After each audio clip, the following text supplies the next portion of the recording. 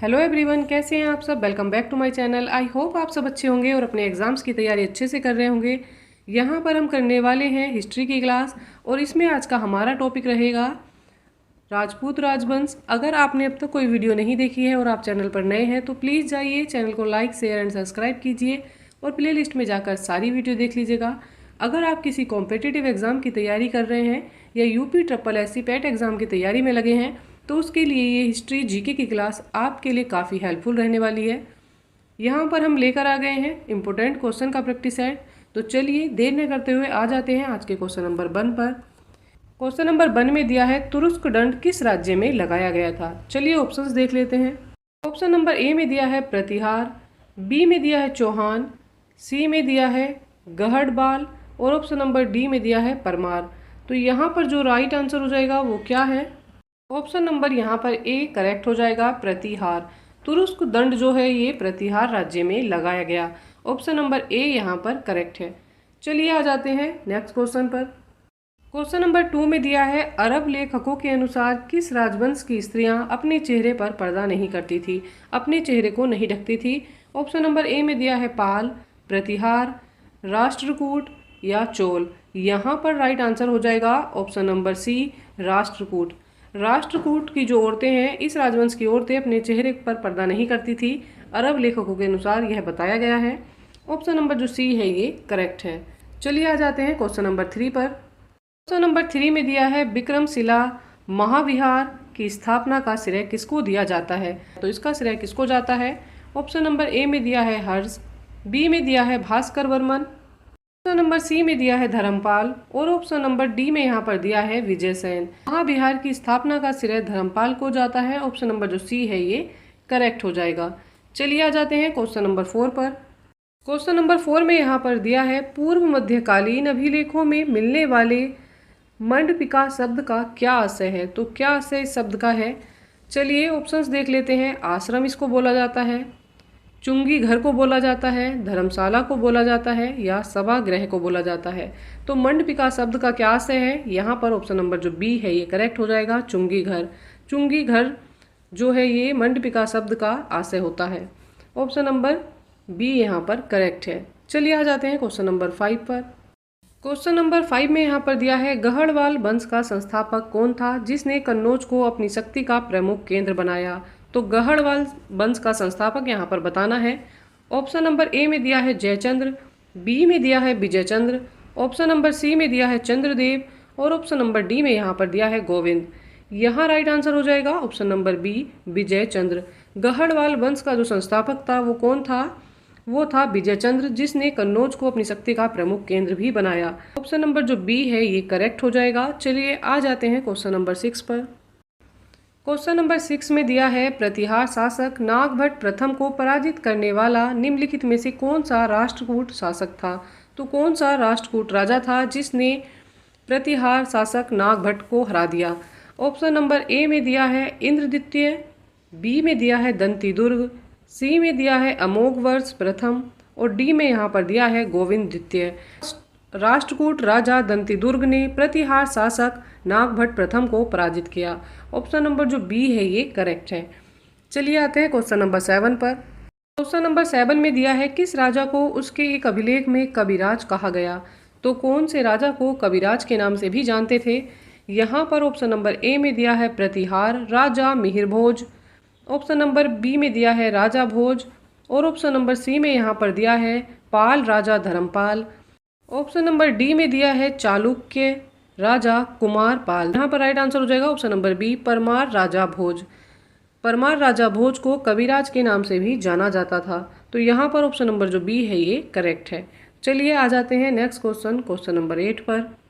Question number 8 में दिया है पूर्व मध्यकालीन भारत में दोषी हट था।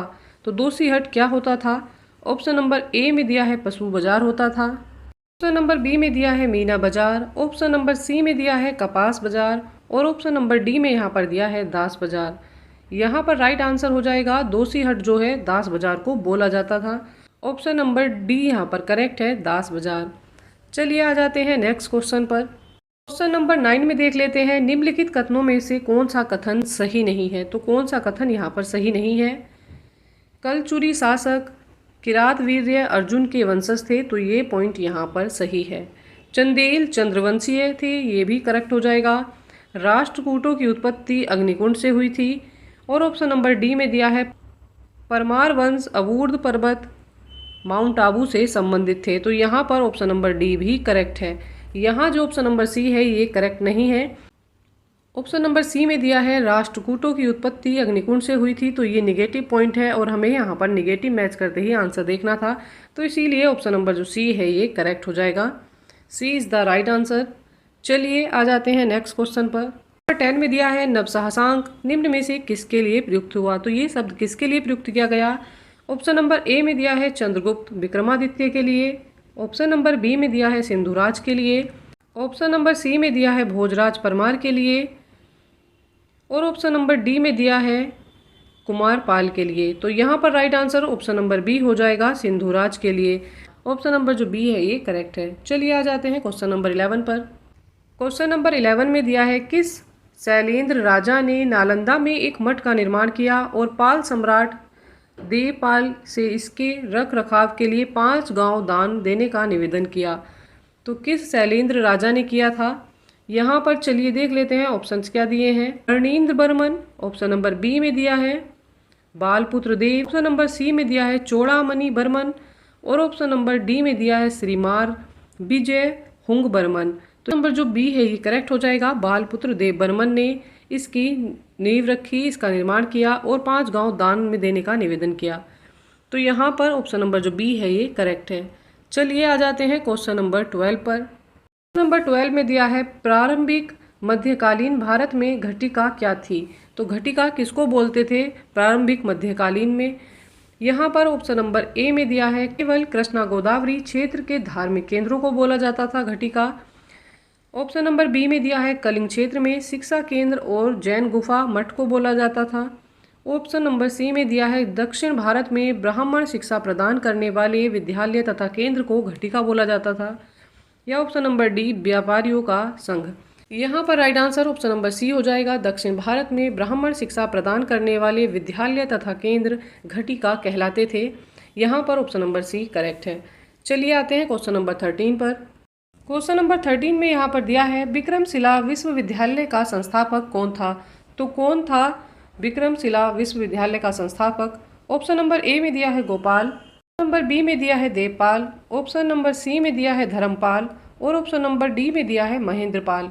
यहाँ पर राइट हो जाएगा option number C Dharmapala. Vikramshila विश्वविद्यालय का संस्थापक धर्मपाल था। ऑप्शन नंबर जो सी है ये करेक्ट है। चलिए आ जाते हैं नेक्स्ट क्वेश्चन पर। क्वेश्चन नंबर 14 देख लेते हैं। प्राचीन भारत के महान शिक्षा केंद्र विक्रमशिला महाविहार की स्थापना किसने की, तो इस क्वेश्चन को इस तरह से भी पूछा जा सकता है। चलिए इसको भी देखते हैं। ऑप्शन नंबर ए में दिया है कुमार गुप्त ने, बी में दिया है हर्ष ने, सी में दिया है धर्मपाल ने और ऑप्शन नंबर डी में दिया है लक्ष्मण सेन ने। यहाँ पर राइट आंसर हो जाएगा ऑप्शन नंबर सी धर्मपाल ने। विक्रमशिला महाविहार की स्थापना धर्मपाल ने की थी। यहाँ पर राइट आंसर हो जाएगा ऑप्शन नंबर सी।